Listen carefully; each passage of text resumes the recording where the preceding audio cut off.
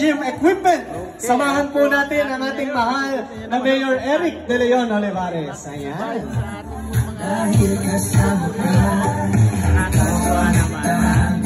So, siya pa nagtuturo kung paano gagawin yun sa ating bagong equipment mula rin sa Fortunata Subdivision. Ayan.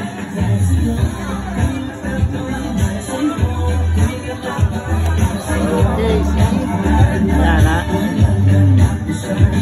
Okay. Ayan.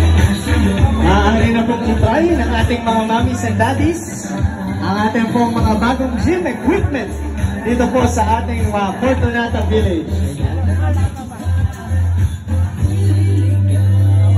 Okay, and with that concludes our program for today. Maraming salamat po. Ito po ang inyong Kuya Ray Villasis from the Public Information Office na nagsasabing God bless and stay hydrated, Parañaqueños. Maraming salamat po.